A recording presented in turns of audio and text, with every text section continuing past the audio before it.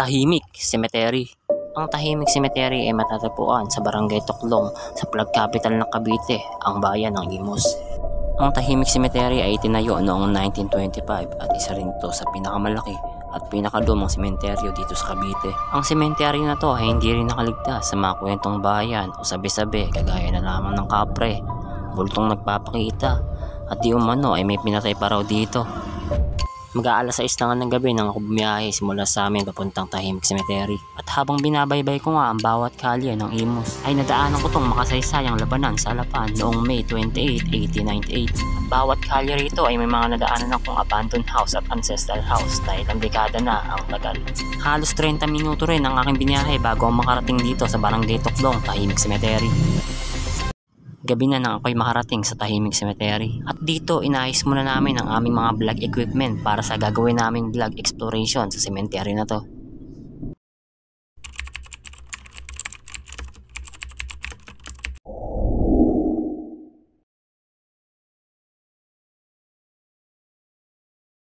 Sa mga oras na to ay inumpisahan ko nang libutin ang cemetery na to. At napansin ko nga rito na halos karamihan sa mga mausoleo ay bagong pintura.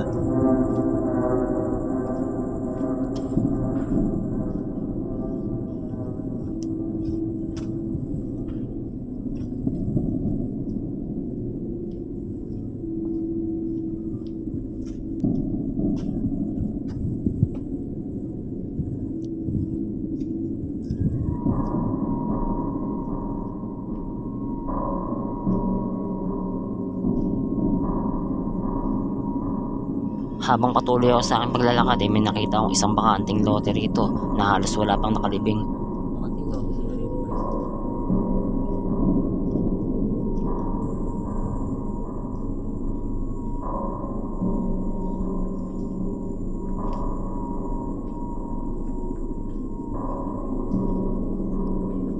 May mga nagtitirik ng kandila rito.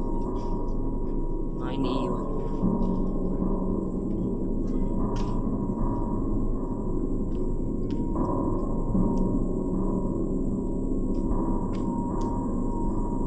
So guys, itong cemetery na to ay tinayo noong 1925.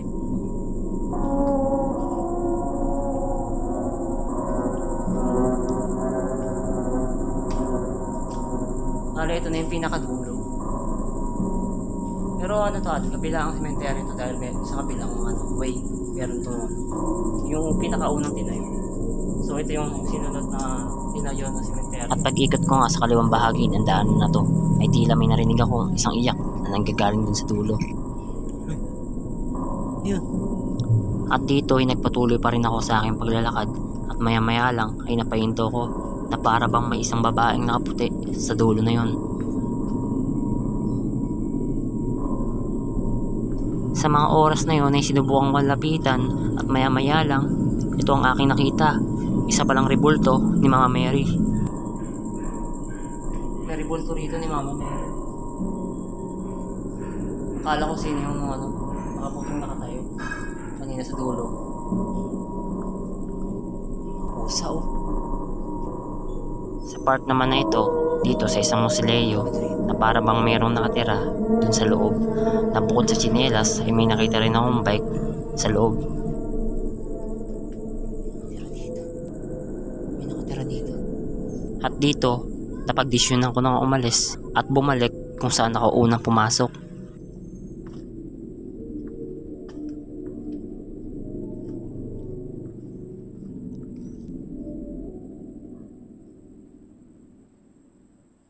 Sa way naman na ito ay makikita nyo ang mga CR na ginagamit ng mga taong napunta rito. Makikita nyo dito guys, may mga CR din sila rito.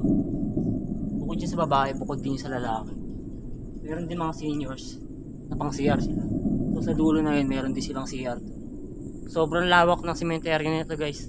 Kung may sabi-sabi rito na may mga sinalvage or mga pinatay dito or mga nagpapakita. So yun, cemetery to, kaya siyempre gusto yung mga ganong mga bagay-bagay na sabi-sabi.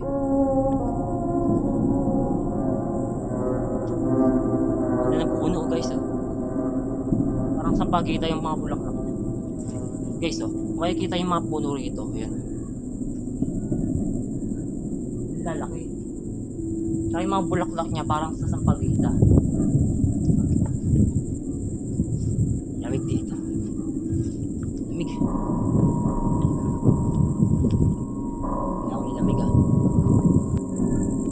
ko malaman kung libingan din to kasi parang itsura ng mga tindahan no? Ayos yung struktura nito. Masileyo.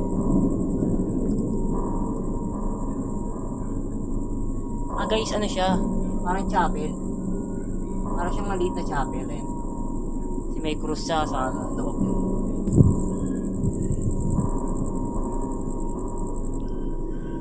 Ang sunod kong pinuntahan ay itong mga nichong magkakapatong na medyo matataas na.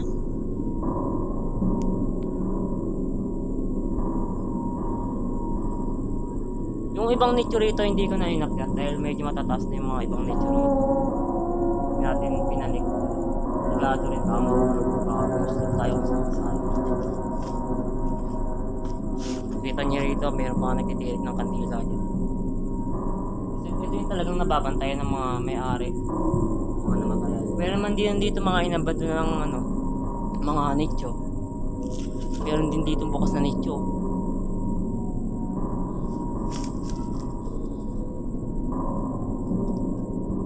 Rinig nyo yun guys, parang sumisis.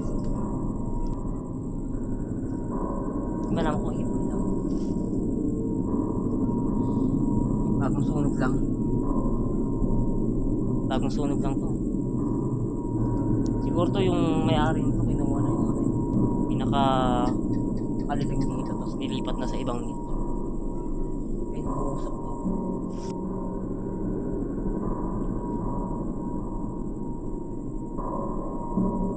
Sunod nga dito ay may nakita kong isang nicho na tila bagong gawa pa na para sa mga bagong ililibing rito.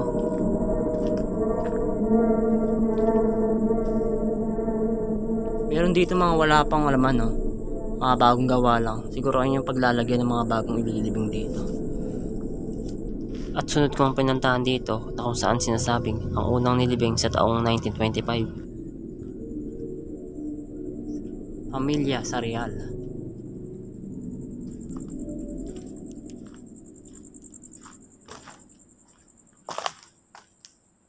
Sa ulog. Ganda guys ah. Mga alaga ng mga may-ari.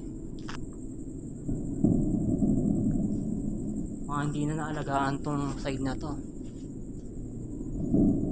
Nilamon na ng mga damo.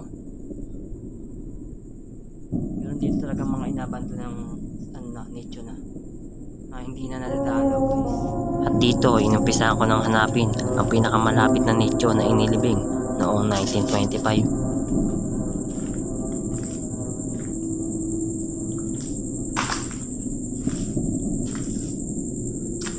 Namatay siya 1947 oh.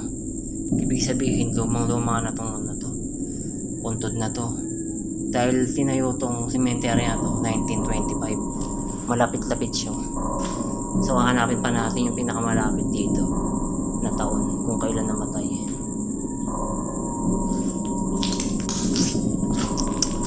Delikado po na lang may sapatos guys oh.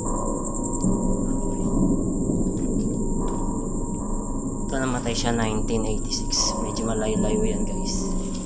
Kanina 1947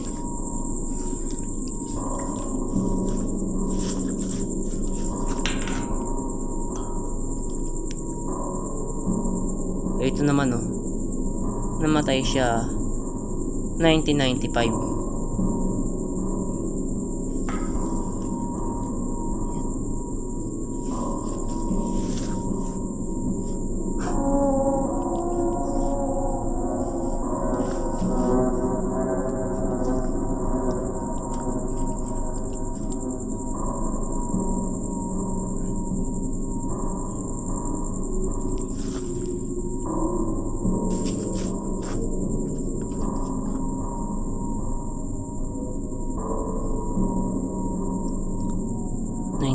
Naman to. So guys, dahil sa lawak at laking to cemetery na to, kung mahirapan tayo hanapin yung pinakaunang nicho dito na tinayo, baka wala na yun, baka nilipat na sa ibang nicho yun or baka ibang cemetery.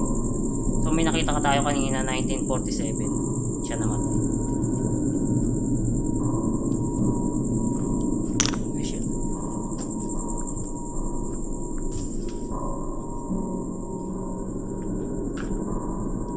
Grabe guys, dito nilamon na ng mga damot sa puno yun. Dito sa likod. Dito yung mga bata. Dito yung mga bata na na nicho. Patong-patong na dito guys. Ayun o. Sobrang nilamon na to ng mga damo.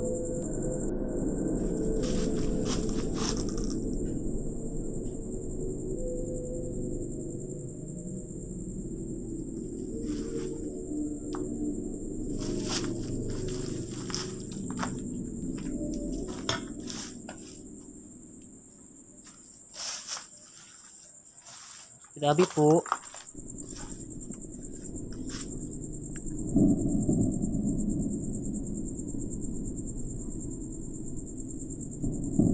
Sobrang talagang tagal na to guys. Oh.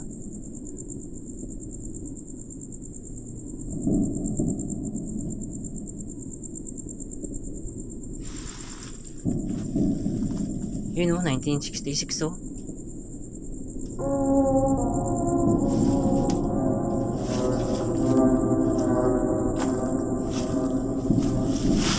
So guys, sobrang lawak ng cemetery na ito. Ang hirap hanapin yung pinakaunang nicho. Ito na yung pinakadulo nito. Ay, 1956.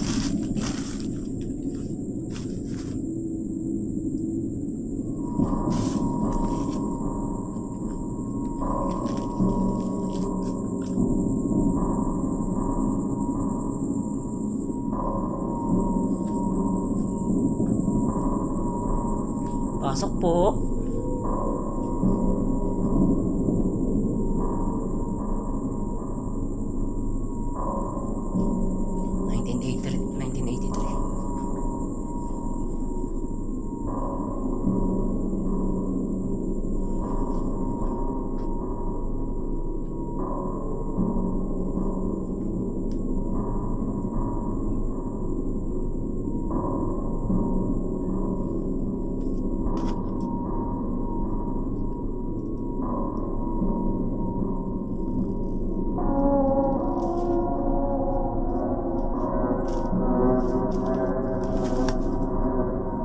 Wala na, dead end na dito. Ito na yung pinakadulo nito.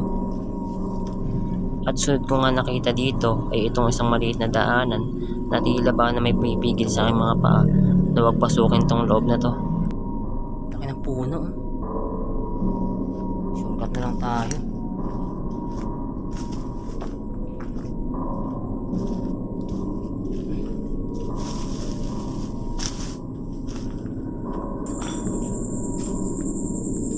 So guys, ito pa lang yung nakikita kong pinakalumang medyo dito.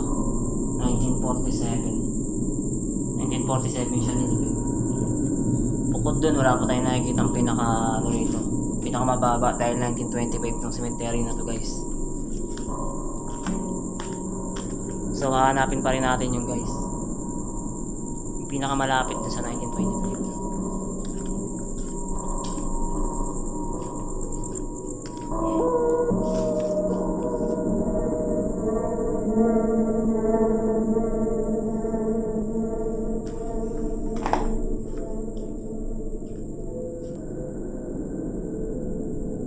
Bago lang to guys, bago.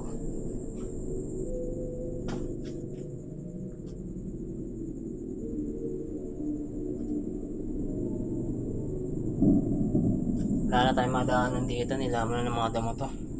Sa lugar naman na ito ay may nakita kong isang puting rebulto na nakapiring ang mga mata. Hindi ko alam kung anong ibig sabihin nito. So guys, anong ibig sabihin nito? Nakapiring na statue. Hawak siyang parang patoy na. May hawak niya. So nakapiring siya. Ay ibig sabihin nito eh. Let me know nga guys kung alam niyo to. Comment below.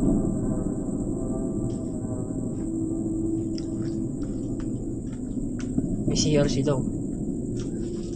Isang maliit na CR. Nawala ng tubig.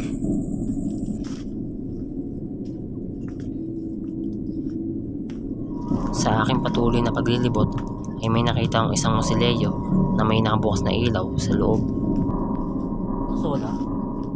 Guys, Papa Jesus di sa loob.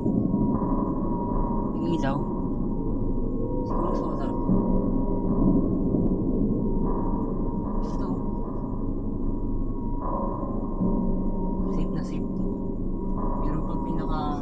sa loob guys. Pinaksalamin pa. Sa part naman na ito ay may nakita akong kahanang sigarilyo na may laman pa sa loob. Sigarilyo dito ah. May laman pa. Really guys, may sumisipol talaga. Parang galing sa puno eh. May yosi po. Yun, may laman po. Naiwan lang siguro yan dyan.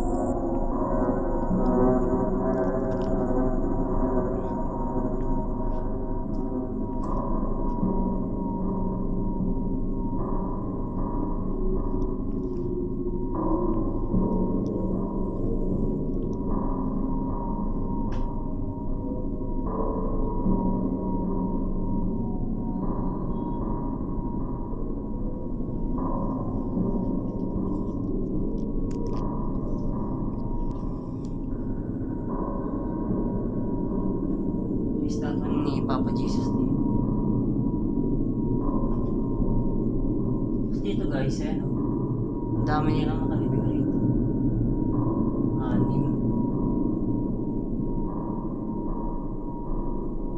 6. Alas magkakasunod to. 1983, 1987, 1993, 1990, 2000. Ipasok lang po.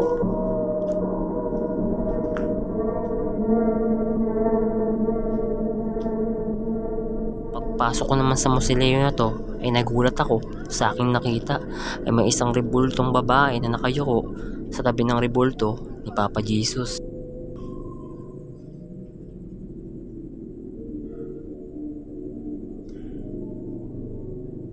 Ang last kong pinuntahan ay itong isang musileo na may 3 palapag na ang creepy ng itsura. Sa mga oras na to ay napagpasyahan ko na ang hinto ang aking eksplorasyon dito sa sementeryo. Ang Tahimik Cemetery ang isa sa pinakakilala at pinakadinarayong sementeryo dito sa Cavite.